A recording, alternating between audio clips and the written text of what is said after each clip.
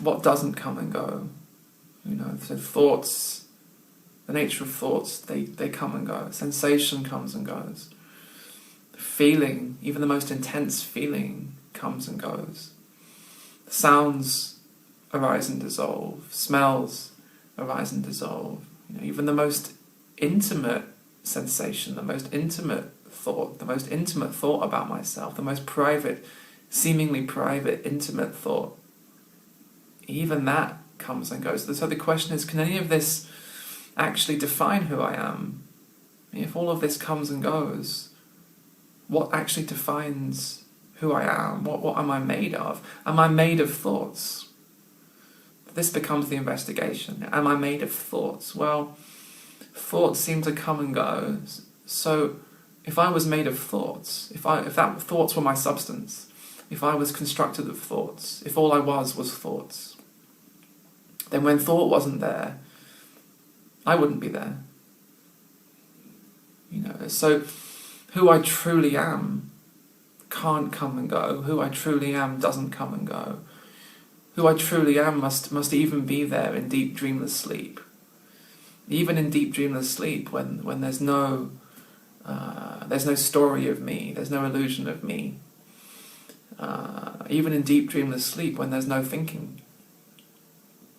Who I am, who I truly am, beyond my story about who I am, who I truly am must still be there. Just in the same way that the movie screen is always present, no matter what movie is projected onto the screen. It could be a horror movie, a romance, a comedy.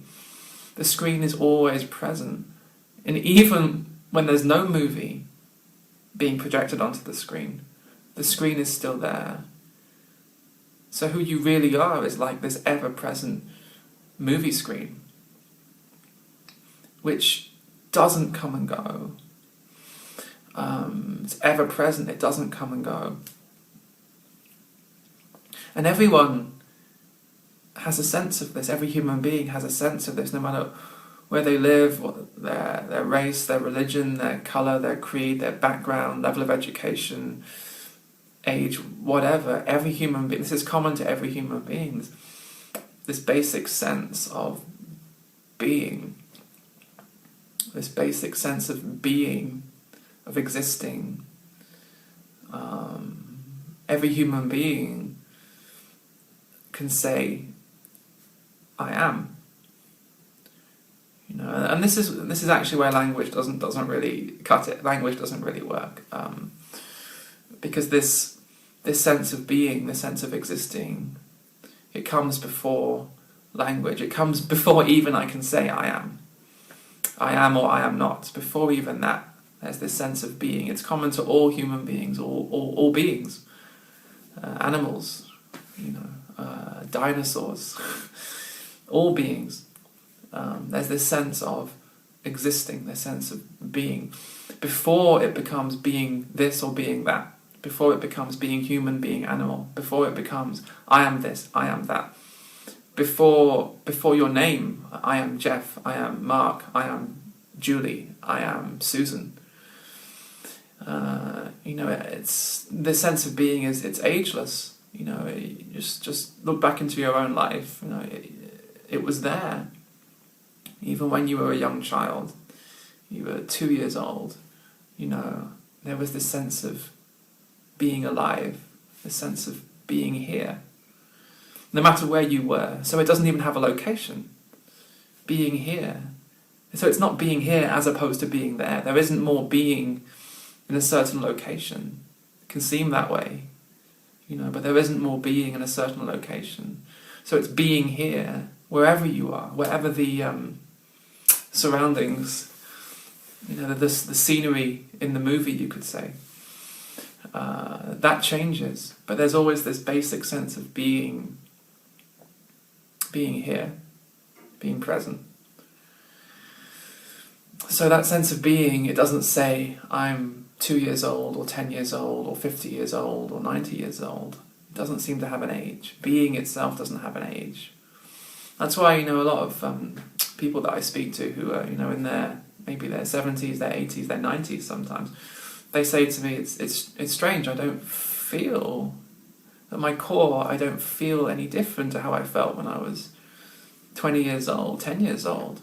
And what they're trying to point back to is this basic sense of being that doesn't have it doesn't age. The body seems to age, and what you are, it doesn't age. You know, the roles change, so it might be I am a doctor, I am a lawyer, I am a singer, I am a musician, I am a politician. But even when that changes, even when the roles change, you lose your job or you change jobs, you change roles, there's something here that doesn't change. So this is really where the question, who am I, is beginning to point us. Who I really am is ever present, it doesn't change. So thoughts come and go, sensations come and go, feelings come and go. But who I really am doesn't come and go. So then the question, who am I, is the same as the question, what doesn't come and go? The question, who am I, at the very core of my being? Who am I before thoughts, before stories, before concepts, before feelings? Who am I? Is the same question as what doesn't come and go. So thoughts come and go, so they can't truly define me, they can't truly be who I am. Obviously, this isn't about getting rid of thoughts, you see. Who I am doesn't need to get rid of thoughts. Obviously, thoughts are allowed, deeply allowed, in who I am. Deeply allowed in who I am. And I talk a lot about the deepest acceptance, and I've made some videos about the deepest acceptance, and I've written a book about it. So this is the meaning of acceptance in the deeper sense. Thoughts are obviously deeply allowed. All thoughts are deeply allowed in what I am. There's enough space in what I am for all thoughts, but thoughts can't truly define me. They can't define who I am. Same thing with sensation. All sensations are allowed to come and go in who I am, deeply allowed to come and go in who I am. But who I am is not made of sensation. Who I am can't be defined by sensation. Feelings, all kinds of feelings come and go, but who I am on the deepest level is not feelings, can't be defined by feelings, although all feelings are deeply welcome in what I am. They're deeply allowed in what I am. So this is what I mean when I talk about the ocean of who you are. It's a metaphor, it's a lovely metaphor. It's important not to take these metaphors literally. I find that using metaphor and poetry for this stuff, it's a wonderful way of not thinking too much about it.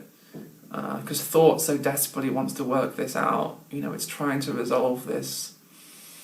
Am I not this? Am I this? Am I not this? I'm absolute, relative, and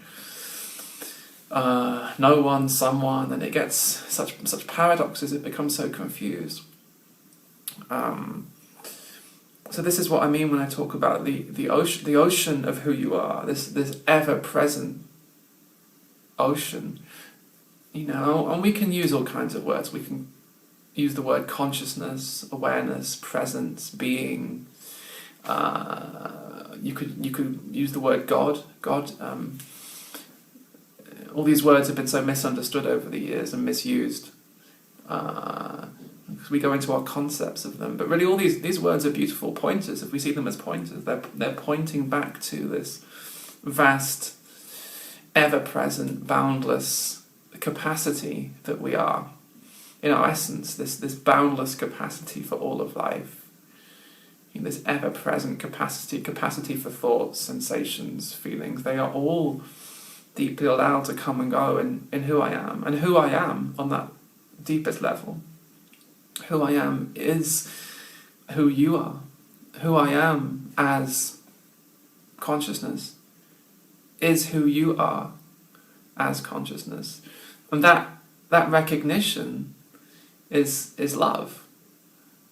It's not one thing, me, loving another thing, you. It's not one thing, me, loving something separate from me called you.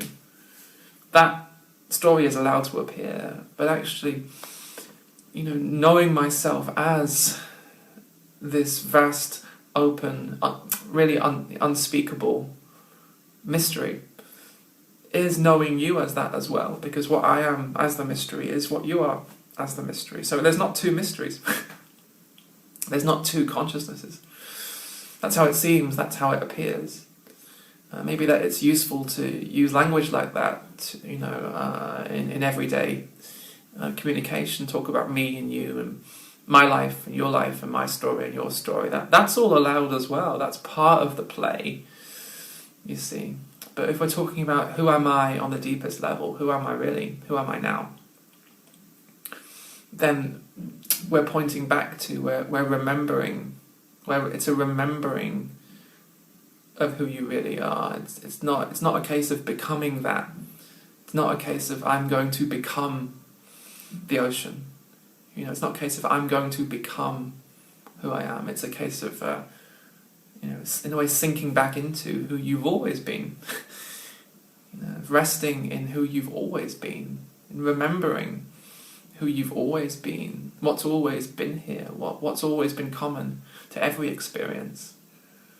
What has been there throughout every experience. You look back into your life, all the bliss and the joy and the pain and the grief and the confusion and the seeking, and what's been common, what's been common to all of those experiences, what's been there throughout all of those experiences, what's been allowing all of those experiences to come and go, even the experiences when you felt that you couldn't allow, those experiences where life it became too much and you felt as though you couldn't allow the moment, even you felt resistance to the moment, even that came and went, even that was allowed to arise and dissolve in you, even resistance was allowed to come and go, even not allowing the moment was allowed to come and go in the moment. That's how vast you are.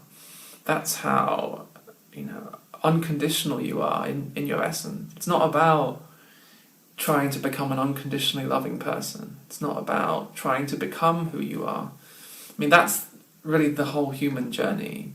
That's what I call the seeking, is, we forget who we really are as this ever-present vastness, this consciousness, this awareness. And in a million different ways we go out and we try to seek it. It's like a wave in the ocean, to use the metaphor in a slightly different way. It's like the wave in the ocean, forgetting that it is the ocean already, and going out and looking for the ocean, trying to become the ocean, trying to find the ocean, asking where is the ocean, who can teach me the ocean, who can give me the ocean. And all the while what we were seeking was this vast open space that's always been here. It's always been here.